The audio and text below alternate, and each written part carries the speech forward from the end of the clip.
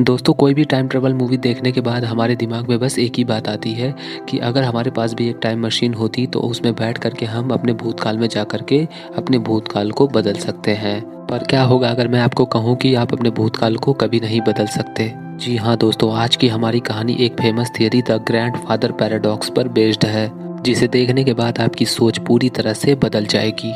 दोस्तों ये वीडियो थोड़ी लंबी हो सकती है और अगर आप मेरे बाकी टाइम ट्रेवल के एक्सप्लेनेशन देखना चाहते हैं तो ऊपर आई बटन में उसका लिंक मिल जाएगा, आप वहां से जा करके उन वीडियोस को देख सकते हैं। तो दोस्तों चलिए शुरू करते हैं आज की कहानी को। कहानी की शुरुआत मूवी के लीडिंग कैरेक्टर नॉर्मन की बैकग्राउंड से करूँगा। डॉक्टर नॉर्मन पेशे से एक साइकोलॉजिस्ट होते हैं जिनकी काबिलियत होती है प्लेन क्रैश में बचे लोगों को उस सदमे से उभारने की। उनके इसी काबिलियत की वजह से यूएस गवर्नमेंट उन्हें एक यूएलएफ रिपोर्ट बनाने की सलाह देती है कि अगर इंसान का सामना कभी एलियन से हो जाए तो इस परिस्थिति में क्या स्टेप लेने होंगे। नॉर्मन को इसके बारे में कुछ खास जानकारी नहीं होती है, पर उसको इस काम के लिए अच्छे पैसे मिल रहे होते हैं, इसलिए वो अपने तुक्के की मदद से एक फेक रिपोर्ट तैयार करता है जिसे रियल दिखाने के लिए वो रैंडमली कुछ स्पेशलिस्ट के नाम भी डाल देता है, इस सोच में कि इस यूएलएफ रिपोर्ट की आगे भविष्य में कोई ज़रूरत नहीं पड़ेगी। पर उसे क्या पता कि उसकी इस गलती की वजह से आगे कितनों की जान जाएगी। कहानी की शुरुआत नॉर्मन से होती है जिसे एक प्लेन क्रैश की जांच के लिए समुद्र के बीचों बीच बुलाया जाता है। वहां पहुंचने पे वो देखता है कि वहां पे वो स्पेशलिस्ट भी मौजूद होते हैं जिसका नाम उसने अपनी यूएलएफ रिपोर्ट में मेंशन किया था। वहां उनकी मुलाकात कैप्टन हैरल से होती है जो उन्हें रिवील करता है कि यहाँ पर उन्हें किसी प्लेन क्रैश की नहीं बल्कि एक टॉप सीक्रेट एलियन स्पेसक्राफ्ट की जाँच करने के लिए बुलाया गया है। कुछ महीने पहले समुद्र में फाइबर ऑप्टिक्स डालते समय उन्हें समुद्र की गहराई में एक एलियन स्पेसक्राफ्ट दिखाई दिया। उस स्पेसक्राफ्ट को ठीक से स्टडी करने के बाद उन्हें पता चलता है कि वो स्पेसक्राफ्ट अभी भी सही सलामत है और उस स्पेसक्राफ्ट के ऊपर लगे कैरल की मदद से उन्हें पता चलता है कि वो आज से 300 साल पहले उस समुद्र में क्रैश हुआ था।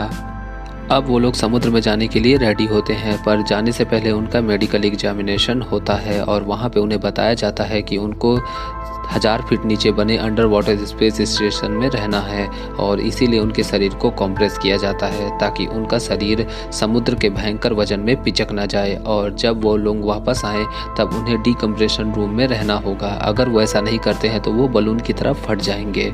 अब वो लोग काफ़ी तैयारी के बाद समुद्र के अंदर जाते हैं और कुछ दिक्कतों का सामना करने के बाद वो फाइनली उस स्पेसक्राफ्ट तक पहुंच जाते हैं। वहां पहुंचने के बाद उन्हें उसका दरवाज़ा मिलता है जिसे खोलने की कोशिश करने पर उस पर आसानी से क्रैक बन जाता है। ये देख करके हैरी जो कि एक मैथमेटिशियन है उसे बहुत अजीब लगता है और वो वहाँ पर बताता है कि अगर ये स्पेसक्राफ्ट क्रैश हुआ था और आज भी ये सही सलामत है तो ज़रा सी प्रेशर की वजह से इसके दरवाजे पे क्रैक कैसे आ सकता है। वहीं दूसरी तरफ डॉक्टर टेड जो कि एक एस्ट्रोफिजिसिस्ट है वो देखता है कि स्पेसक्राफ्ट का दरवाज़ा एकदम इंसान के एवरेज हाइट के मुताबिक है। तभी अचानक वो दरवाज़ा अपने आप खुल जाता है और अंदर जाने पर उन्हें इंसानों के पैरों के निशान मिलते हैं और कुछ एस्ट्रोनॉट भी दिखाई देते हैं जो कि मर चुके होते हैं और उनके शरीर पे ढेर सारे घाव के निशान होते हैं। तभी वो लोग देखते हैं कि स्पेसक्राफ्ट के अंदर लिखावट अंग्रेजी में होती है। ये देखने के बाद उन्हें पता चल जाता है कि ये कोई एलियन स्पेसक्राफ्ट नहीं बल्कि इंसानों द्वारा बनाया गया एक हाईली एडवांस स्पेसक्राफ्ट है। पर ऐसा कैसे हो सकता है क्योंकि आज से 300 साल पहले स्पेसक्राफ्ट के बारे में इंसान को कोई भी नॉलेज नहीं थी, इसलिए ये 300 साल पहले यहाँ पे मौजूद कैसे हो सकता है। तभी उन्हें स्पेसक्राफ्ट की ट्रैवल हिस्ट्री मिलती है जिसे चेक करने के बाद उन्हें पता चलता है कि ये साल 2043 से आया है और आज से 300 साल पहले यहाँ पे कैसे मौजूद हो सकता है, जिसकी ट्रैवल हिस्ट्री पूरी तरह से डिटेल में चेक करने के बाद उन्हें एक अननोन एंट्री इवेंट मिला जिसको ओपन करने के बाद उन्हें पता चला कि ये स्पेसक्राफ्ट अनजाने में एक ब्लैक होल में घुस गया जिसकी वजह से वो पास्ट में ट्रैवल करता हुआ आज से 350 साल पहले यहाँ समुद्र में आकर के क्रैश हो गया। उसके बाद उनके आगे जाने पर उन्हें एक अद्भुत दिखने वाला परफेक्टली गोल्डन कलर स्फीयर मिलता है जिसे देखना उनके लिए वाकई अद्भुत होता है। पर यहाँ हैरानी की बात यह होती है कि वो स्फीयर आसपास में रखी हर चीज़ को रिफ्लेक्ट करता है पर उनको ही नहीं करता है।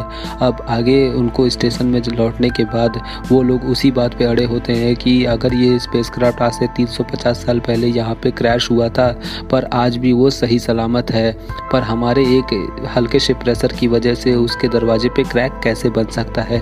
तभी यहाँ पे डॉक्टर टेड बताता है कि हो सकता है कि एस्ट्रोनॉट ने इसे क्रैश ना किया हो बल्कि लैंड कराया हो। अगर ये सच है तो वो ऐसा क्यों करेंगे। और अगर हम ये मानकर चले कि एस्ट्रोनॉट की मौत बिना ऑक्सीजन और खाने की हुई तो उनके शरीर पर इतने गहरे जख्म के निशान कहाँ से आए। तभी उनके कंप्यूटर पर एक मैसेज आता है जिसमें लिखा होता है कि खराब मौसम के कारण उन्हें इस ऊपर सतह पर वापस जाना होगा। अब वो लोग जाने की तैयारी करते हैं। इसी दौरान नॉर्मन और हैरी एक साथ होते हैं, जहाँ पे हैरी बताता है कि हम सब लोग यहाँ पे मरने वाले हैं। ये सुनकर के नॉर्मन को बहुत अजीब लगता है और वो पूछता है कि तुम ऐसा कैसे कह सकते हो। तब हैरी अपनी थियरी नॉर्मन के सामने रखता है। हैरी बताता है कि अगर वो सतह पर जिंदा लौटते हैं तो वो लोग अपनी खोज के बारे में सभी को शेयर करते हैं।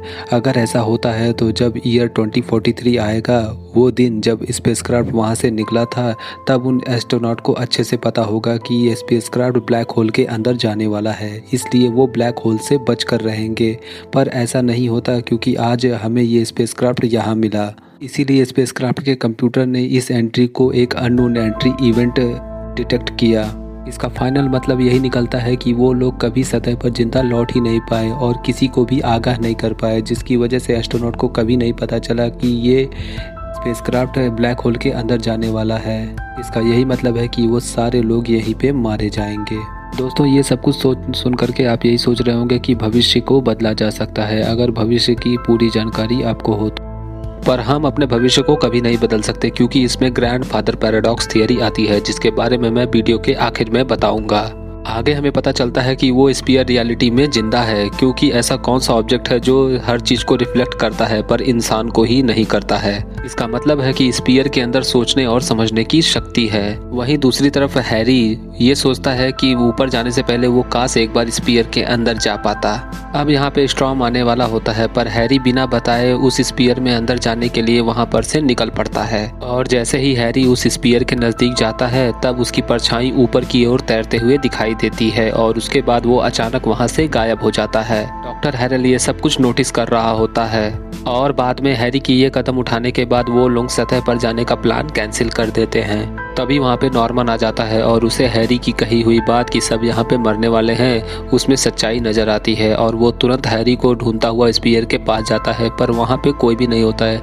तभी अचानक हैरी वहाँ पे प्रकट हो जाता है, पर हैरी बेहोश होता है। नॉर्मन उसे जगाने की बहुत कोशिश करता है, तभी अचानक नॉर्मन की भी परछाई उसी स्पीयर के अंदर दिखाई देती है। डॉक्टर हैरल उन दोनों को सीसीटीवी से मॉनिटर कर ही रहा होता है, तभी स्टॉर्म के कारण स्टेशन का पावर चला जाता है। दूसरी तरफ नॉर्मन हैरी को स्टेशन ले आता है, वहाँ पर हैरी अभी भी बेहोश होता है। इसी दौरान नॉर्मन किसी गहरी सोच में डूबा होता है, तभी उसे पानी में एक जेलीफिश दिखाई देती है। इसी दौरान डॉक्टर एलिस इमरजेंसी सबमरीन के काउंटर को रीसेट करने के लिए बाहर डाइव करती है। दरअसल मेरी सबमरीन के टाइम को हर 12 घंटे में रीसेट करना होता है, वरना वो अपने आप ही सतह पर चली जाएगी, ताकि ऊपर के सतह के लोगों को ये पता चल सके कि नीचे कोई भी अब जिंदा नहीं है।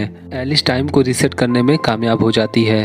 अभी वहाँ पे लाखों की तादाद में जेलीफिश आ जाती हैं। डॉक्टर टेड ये सारी चीजें सीसीटीवी पे मॉनिटर कर रहा होता है और उसे समझ में नहीं आता कि हजारों की तादाद में इतनी गहराई में जेलीफिश कहाँ से आई, क्योंकि वो इतनी गहराई में नहीं पाई जाती हैं, वो कम फीट के पानी में पाई जाती हैं। और देखते ही देखते डॉक्टर एलिस पर हजारों की तादाद में जेलीफिश हमला कर देती है और डॉक्टर एलिस वहीं पे मारी जाती है। अब एलिस की लाश को स्टेशन में लाया जाता है। वहाँ पर डॉक्टर टेड, डॉक्टर नॉर्मन और डॉक्टर बेथ, जो कि एक पेशे से बायोकेमिस्ट हैं, वो एलिस के बॉडी को एग्जामिन करती हैं। और वहाँ पे नॉर्मन अपनी एक घटना शेयर करता है कि किस तरह उसे जेलीफिश से बचपन से ही डर लगता है। वहीं दूसरी तरफ डॉक्टर बेथ एक चौंकाने वाली बात बताती है कि ये जेलीफिश नेचर द्वारा बनाया हुआ जेलीफिश नहीं है, क्योंकि आज तक ऐसे जेलीफिश नहीं देखे गए।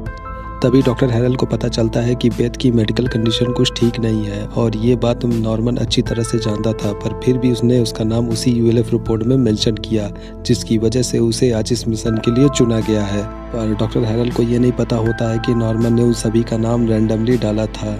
डॉक्टर हैरल के रिपोर्ट देखने के बाद उसे पता चलता है कि बेथ को नॉर्मन बहुत पसंद था, पर उसके शादीशुदा होने का पता चलने के बाद बेथ बहुत ही डिप्रेस रहने लगी और उसने खुदकुशी करने की भी कोशिश की। पर डॉक्टर बेथ का मेडिकल कंडीशन ठीक ना होना डॉक्टर हैरल को मिशन के लिए खतरा मालूम देता है, पर नॉर्मन उसे यकीन दिलाता है कि अब वो बिल्कुल ठीक है। वहीं दूसरी तरफ अब हैरी को होश आ जाता है और वो काफ़ी जोश में होता है और उसे ये भी याद होता है कि वो स्पीयर के अंदर गया था। तभी हैरी वहाँ पे रखा स्क्विड डिश खाने लगता है, जो कि उसे कभी पसंद नहीं था। और वो अचानक से उल्टियाँ करना शुरू कर देता है। तभी अचानक उनके कंप्यूटर पे मॉर्स कोड नंबर की तरह खूब ढेर सारे नंबर आने लगते हैं। सभी को ऐसा लगता है कि कंप्यूटर में कुछ एरर होने के कारण ऐसा हो रहा है, पर हैरी बताता है कि अगर ऐसा होता तो ये सारे कोड नंबर अलग अलग होते, पर ये सारे एक ही पैटर्न में हैं। इसका मतलब है कि ये एक कोड मैसेज है। हैरी तुरंत उस कोड मैसेज को बाइनरी कोड में बदलता है। वहाँ सभी को ऐसा लगता है कि ये शायद स्पीयर के कारण हो रहा है, और अगर वाकई वो स्पीयर सोच और समझ सकता है तो उसके कोड मैसेज के हिसाब से उसका कीबोर्ड हमारे कीबोर्ड के जैसा नहीं होगा, बल्कि वो स्फेरिकल शेप में होगा। इसीलिए हैरी तुरंत एक स्फेरिकल कीबोर्ड क्रिएट करता है और फाइनली कोड को डिकोड कर लेता है। और कोड को डिकोड करने के बाद उन्हें पता चलता है कि वो लोग स्पीयर में एक जेरी नाम के एलियन से डायरेक्ट कम्युनिकेट कर रहे हैं, जिसने उनके पूरे कंप्यूटर पर अब कब्जा कर लिया है। वहीं दूसरी तरफ डॉक्टर नॉर्मन, जो कि एक साइकोलॉजिस्ट है, वो ये डिस्कस निकालता है कि इस एलियन को इमोशंस हैं, और 300 साल से यहाँ फंसा रहने के बाद आज उसे पहली बार इंसानों से कम्युनिकेट करने का मौका मिला है। इसलिए हमें उनसे गुस्सा नहीं दिलाना है, वरना हम सोच भी नहीं सकते कि हमारे साथ वो क्या कर सकता है। और इससे पहले कि वो कोई और बात करें, उनका कनेक्शन टूट जाता। तभी अचानक उन्हें स्टेशन पर कुछ टकराने की आवाज़ सुनाई देती है, जिसे चेक करने के लिए वो लोग स्टेशन के बाहर डाइव करते हैं, और उन्हें अपने दूसरे ऑफिसर जेन की लाश बरामद होती है, जिसके शरीर के बुरी तरह से चीथड़े हो गए होते हैं। ऐसा लगता है जैसे उसके ऊपर किसी मॉन्स्टर ने अटैक किया है। और दूसरी तरफ हैरी नॉवेल पढ़ने में बहुत बिजी होता है।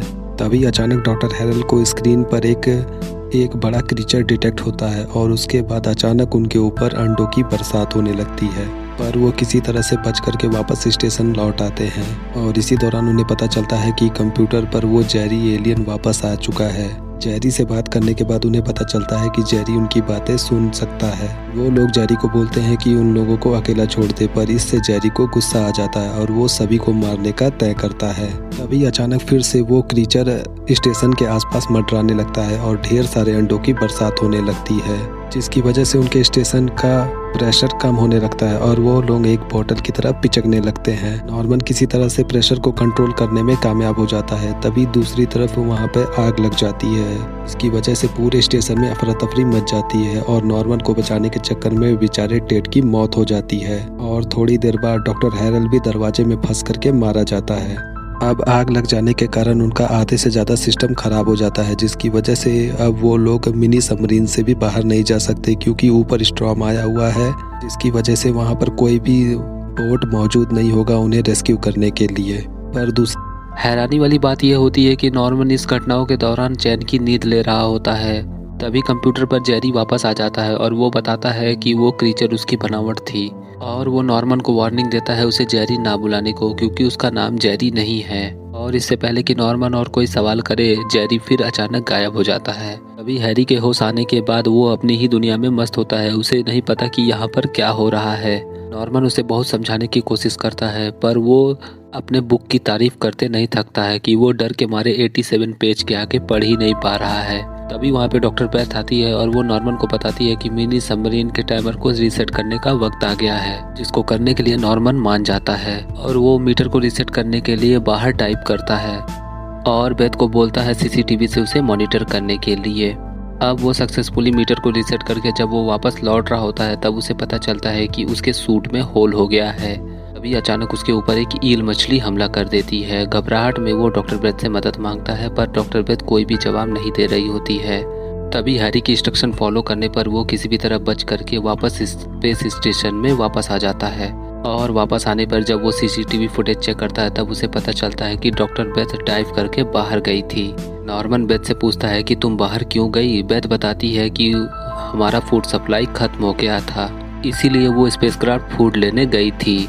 ये सुनकर के दोनों बोलते हैं कि ऐसा कैसे हो सकता है, क्योंकि उनके पास काफ़ी सारा फूड सप्लाई था। पर बेथ का कहना होता है कि उसे फ्रिज में फूड दिखाई नहीं दिया। और अब इन सारी बातों के लिए वो हैरी को ब्लेम करने लगती है कि ये सब इसकी वजह से हो रहा है, जो कि नॉर्मन मानने को तैयार नहीं होता है, क्योंकि थोड़ी देर पहले उसने उसकी जान बचाई है। दोनों असल में बेथ की मेंटल स्टेट पे शक करने लगते हैं। और तभी बेथ हैरी से बोलती है कि तुमने नॉर्मन को नहीं बताया कि उस स्पीयर के अंदर क्या है। इसका मतलब ये है कि केवल हैरी ही नहीं बल्कि बेथ भी स्पीयर के अंदर जा चुकी है। और अब वो गुस्सा होकर के वहाँ से जाने लगती है और कुछ भी बताने से इनकार कर देती है। और उसके बाद वो बहुत सारी मेड्स की गोली ले लेती है। और तभी हम देखते हैं कि स्पेसक्राफ्ट के कॉरल पर लगे एक्सप्लोसिव को कोई एक्टिवेट कर देता है। तभी नॉर्मन को पता चलता है कि वाकई हैरी के अंदर कुछ गड़बड़ है, क्योंकि जिस फ्रिज में थोड़ी देर पहले फूड थे अब चारों तरफ उसे हैरी की वही बुक रखी हुई दिखाई देती है। तभी नॉर्मन देखता है कि हैरी फिर से अपनी बुक पढ़ते पढ़ते एकदम से खो सा गया है। तभी नॉर्मन तुरंत जेरी से बात करने के लिए कंप्यूटर पर आता है और वहाँ पे वो पूछता है कि हैरी के स्पीयर में जाने के बाद उसके साथ क्या हुआ। नॉर्मन के बहुत बार पूछने पर वो कंप्यूटर जवाब देता है कि वो उसे जेरी ना बुलाए क्योंकि उसका नाम जेरी नहीं है। और नॉर्मन के ये दोबारा सुनने के बाद उसके दिमाग में कुछ समझ में आता है और उस डिकोडेड मैसेज को दोबारा चेक करने के बाद उसे पता चलता है कि हैरी ने एक प्रेडिक्शन गलत की थी। जे दरअसल एच होता है, इसका मतलब वो जेरी नहीं बल्कि हैरी है। अब नॉर्मन के थोड़े और रिसर्च और दिमाग से सोचने के बाद उसे सब कुछ समझ में आ जाता है और वो बेथ को सारी सच्चाई बताता है कि हैरी के स्पीयर से लौटने के बाद वो जो कुछ भी सोचता है और सपना देखता है वो सचमुच में घटने लगता है। नॉर्मन बेथ को बताता है कि जो किताब हैरी पढ़ रहा है उसके 87 पेज के बाद ब्लैंक पेजेस हैं, पर बुक के आखिरी पेज पर खतरनाक मॉन्स्टर स्क्विड के बारे में लिखा हुआ है, जिसे पढ़ने के बाद हैरी घबराने लगता है।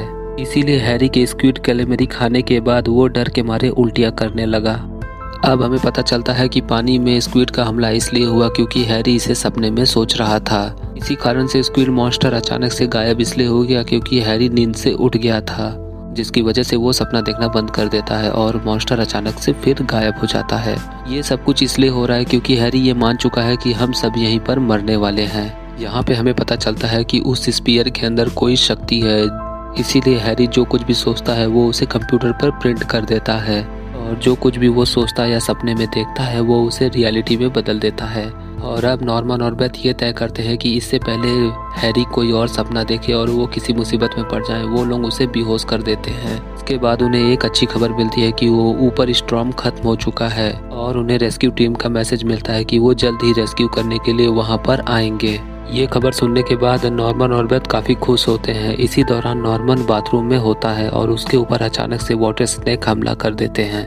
बेथ ये सब कुछ सीसीटीवी पे मॉनिटर कर रही होती है और उसे सब कुछ समझ में आता है, इसीलिए बेथ उस बाथरूम का दरवाज़ा तुरंत बंद करती है और सीसीटीवी से मॉनिटर करने के बाद वो नॉर्मन से बोलती है वहाँ पे रखे बेहोशी के सिरिंज को खुद को इंजेक्ट करने के लिए, पर नॉर्मन इसको इंजेक्ट करने से मना कर देता है। बेथ नॉर्मन से कहती है कि अगर वो सिरिंज इंजेक्ट नहीं करोगे तो मैं तुम्हें पानी में डुबो दूंगी। यहाँ पर हमें समझ में आता है कि जो कंडीशन हैरी की है वही कंडीशन नॉर्मन की भी है। इसका मतलब है नॉर्मन भी स्पीयर के अंदर गया था। अब हमें पता चलता है कि जब नॉर्मन हैरी की मदद करने के लिए स्पीयर के पास गया तब अनजाने में वो भी स्पीयर के अंदर चला गया, पर लाइन डिस्कनेक्ट होने के कारण किसी को भी पता नहीं चल पाया कि वहाँ पर क्या हुआ।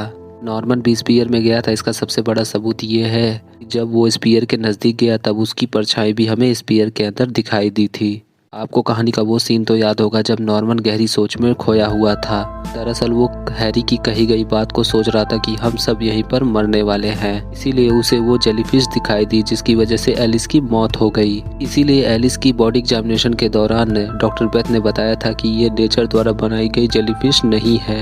इसीलिए नॉर्मन के लैब में रखे ईल और स्नेक को देखने के बाद उसके दिमाग में डर आ गया कि कहीं वो निकल करके उसे काट ना ले, इसीलिए नॉर्मन को ऐसा होता नजर आता है। बेथ उसे बताती है कि शायद हो सकता है कि तुम्हें स्पीयर के अंदर जाना याद ना हो, पर नॉर्मन अपनी जिद पे अड़ा रहता है और इंजेक्ट करने से मना कर देता है। और तभी अचानक उसे उसी जार में जो थोड़ी देर पहले खाली नजर आ रही थी उसी में उसे ईल और स्नेक दिखाई देने लगते हैं और वो उसकी ओर अटैक करते हैं, पर नॉर्मन वहाँ से किसी भी तरह बच निकलता है। और वहीं दूसरी तरफ हैरी फिर से चैन की नींद सोता है और वहाँ पे वो सपना देखने लगता है जो कि हकीकत बन करके उनके कंप्यूटर पर हावी होने लगता है। और वहाँ पर वही कंप्यूटर प्रिंट करता है जो कि हैरी के दिमाग में चल रहा होता है कि यहाँ पे सब लोग मरने वाले हैं। और अब जब बेथ नॉर्मन को मरता देखती है तो उसके दिमाग में विजन आने लगते हैं कि अपने मेंटल स्टेट के कारण वो नॉर्मन की जान लेने वाली थी। वहीं हैरी के होश में आने के बाद वो लोग यही निष्कर्ष निकालते हैं कि बेथ भी स्पीयर के अंदर गई थी। इसका सबसे बड़ा उदाहरण यही है कि उसको थोड़ी देर पहले गलत इमेजिनेशन हुआ कि फूड सप्लाई खत्म हो चुका है और उन तीनों को समझ में आ जाता है कि उस स्पीयर के अंदर जाने के बाद वो तीनों एक दूसरे को खतरा समझ करके एक दूसरे को मारने की कोशिश कर रहे हैं। तभी नॉर्मन को समझ में आता है कि स्पेसक्राफ्ट में मिले एस्ट्रोनॉट के सिर पर गहरे निशान इसलिए थे क्योंकि वो सभी लोग स्पीयर के अंदर गए होंगे और उसके अंदर जाने के बाद वो लोग एक दूसरे को खतरा समझ के एक दूसरे को मार दिया होगा। इसीलिए जानबूझ करके एस्ट्रोनॉट ने इस स्पेसक्राफ्ट को ऐसे समय में लैंड किया ताकि जिन लोगों को स्पेस जैसी जानकारी नहीं है वो उसकी पहुंच से दूर रहें। पर जब तक उनको अपनी गलती का एहसास होता है तभी बेथ को अचानक विजन आने लगता है। तभी उसको पता चलता है कि उसने अपने आप को मारने के लिए कॉरल पर लगे एक्सप्लोजिव को उसने ट्रिगर कर दिया, यानी वो बेथ ही थी जिसने उसे ट्रिगर किया था। अब यहाँ से बच निकलने के लिए उनके पास सिर्फ 13 मिनट बचे हैं। वो लोग तुरंत इमरजेंसी सबमरीन से वहाँ से निकलने की कोशिश करते हैं, पर जैसे ही वो सबमरीन में बैठते हैं तभी अचानक वो फिर से उसी स्पेसक्राफ्ट में अपने आप को फंसा पाते हैं। ऐसा इसलिए होता है क्योंकि ये सब कुछ हैरी के दिमाग में चल रहा होता है, क्योंकि उसकी प्रेडिक्शन के मुताबिक सभी यहाँ पे मरने वाले हैं। पर नॉर्मन यहाँ पे मरने के लिए तैयार नहीं होता है और वो किसी तरह से हैरी को होश में लाता है। और हैरी के होश में आ जाने के बाद वो तीनों लोग अपने आप को मिनी सबमरीन में अपने आप को इमेजिन करते हैं और समय रहते वहाँ से निकल जाते हैं। तभी कॉरल पर लगे एक्सप्लोजिव फट जाते हैं और वो पूरा स्पेसक्राफ्ट और स्टेशन सभी के चीथड़े उड़ जाते हैं। अब वो दोनों सही सलामत सतह पर पहुँच जाते हैं। उनकी किस्मत अच्छी होती है क्योंकि एक शिप उन्हें रेस्क्यू कर लेता है और तुरंत डीकम्प्रेशन रूम में रख देता है। और कुछ दिन डीकम्प्रेशन रूम में बिताने के बाद और जिस दिन वो तीनों डीकम्प्रेशन रूम से बाहर आते हैं उन्हें समझ में नहीं आता है कि वो अपने सीनियर को कैसे एलियन, स्पीयर और उस स्पेसक्राफ्ट के बारे में यकीन दिलाएंगे बिना किसी सबूत के। वहीं दूसरी तरफ उन्होंने $1 मिलियन का नुकसान किया है और कुछ लोगों मारे भी गए हैं। तभी नॉर्मन हैरी से पूछता है कि हम लोग जिंदा क्यों हैं, क्योंकि उसकी प्रेडिक्शन के मुताबिक हमें जिंदा नहीं होना चाहिए क्योंकि भविष्य को बदला नहीं जा सकता है। पर हैरी को कुछ नहीं समझ में आ रहा होता है, क्या उन्होंने भविष्य को बदल दिया है? और अगर ऐसा होता है तो फिर यानी एस्ट्रोनॉट को पता होगा कि हमें ब्लैक होल से बचकर रहना है और इसलिए वो स्पेसक्राफ्ट वो पीछे के समय में कभी नहीं आएगा।